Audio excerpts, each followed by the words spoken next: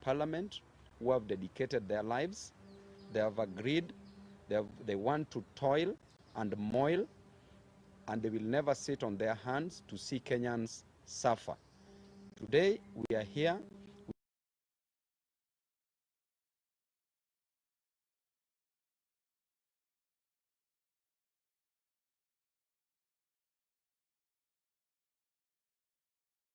across the country, representing the interest of the aged also across the country.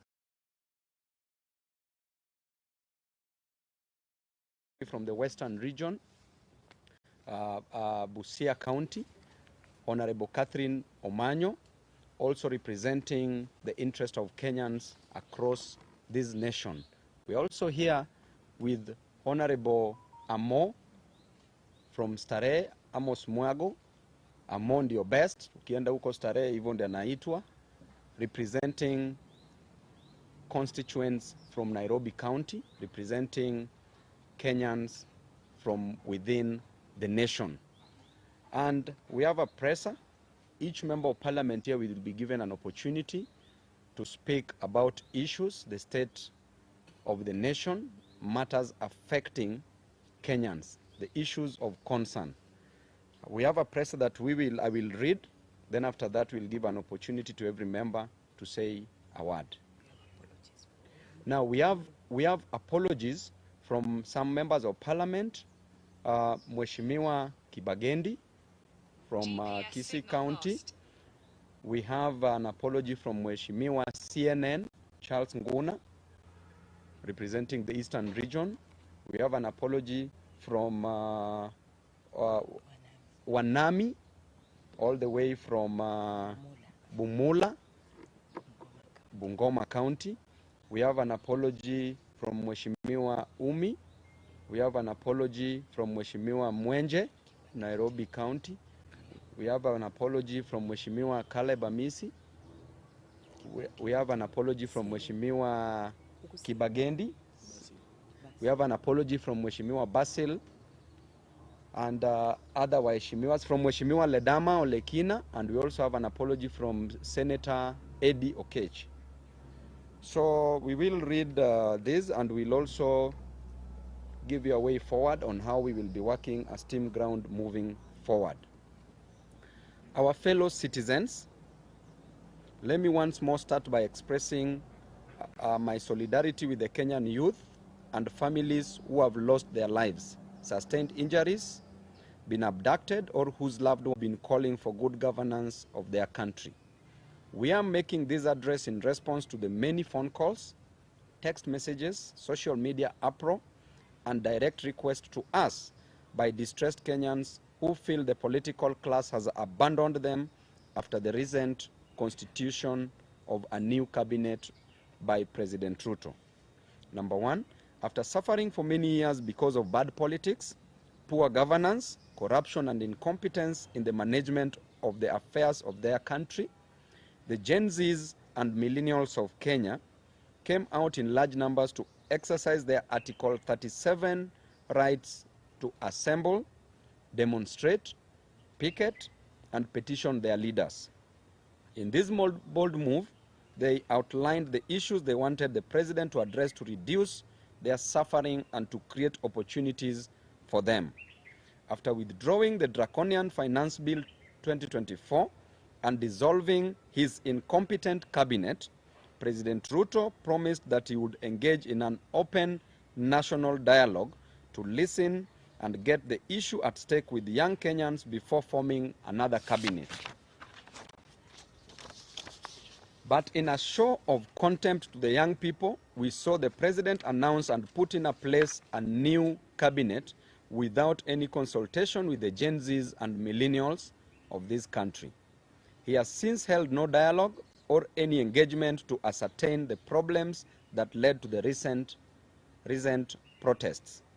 Fellow Kenyans, before any grass has grown on the fresh graves of our youth recently killed, before people who were badly wounded in the protest have healed, and while so many families are still searching for their loved ones who were abducted by state agents, we have been shocked to see President Ruto return to his default mode of shuttling from one country to another, and on working from the top of vehicles, apparently launching invisible government projects.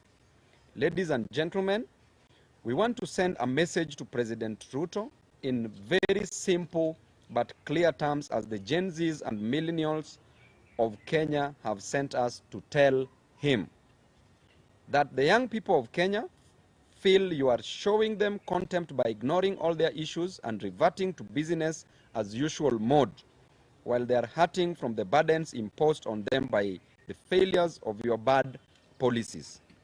The young people are not happy with the fact that you have refused to offer compensation for the families whose loved ones were shot and killed by the police on the instructions of your agents.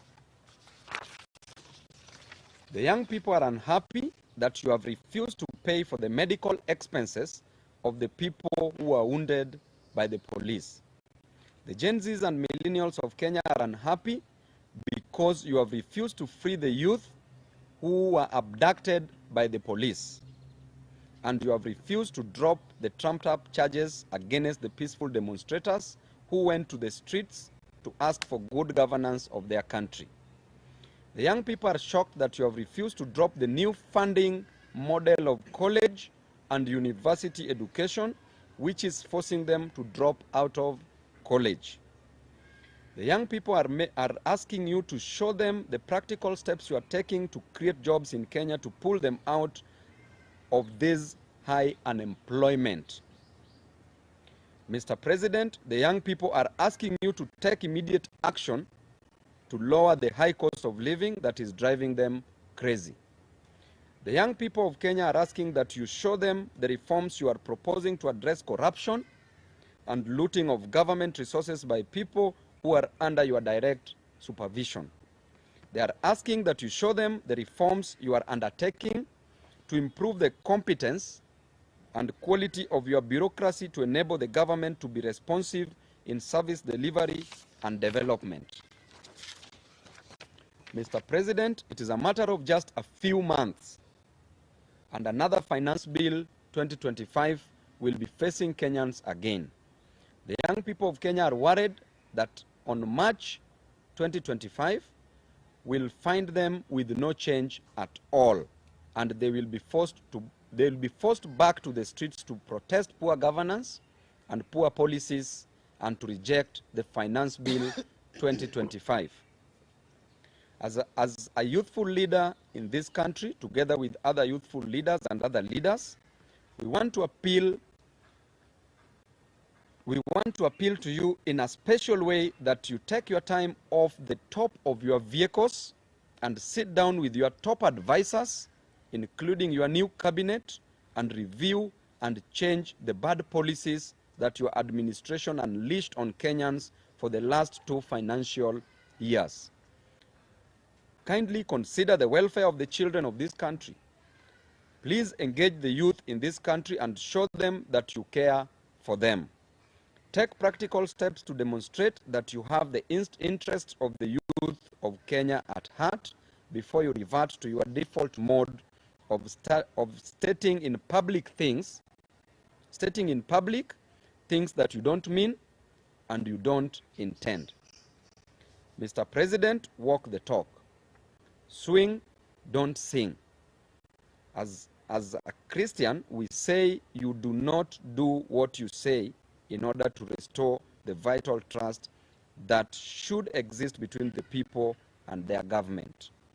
We want to remind you of the words of J.F. Kennedy, that those who make peaceful revolutions impossible make violent revolutions inevitable. Do not tempt the young people of Kenya too much. They have given you a break to reassess your priorities and get things right. They are shocked that you can't get anything right. And lastly, I want to say that should you fail to deliver to Kenyans, there's only one person that I know that will be easily defeated in 2027. Defeating you, Mr. Ruto, in 2027 will be easier than reciting vowels. Any living thing that is capable of locomoting or moving from one place to the other will defeat you in 2027. Even if you take a goat and dress the goat and put it on the ballot, will defeat you in 2027. Thank you and God bless you. Let me take this opportunity to give Mheshimiwa Mudhoni. Sorry, Gadoni. I'm used to my wife's name.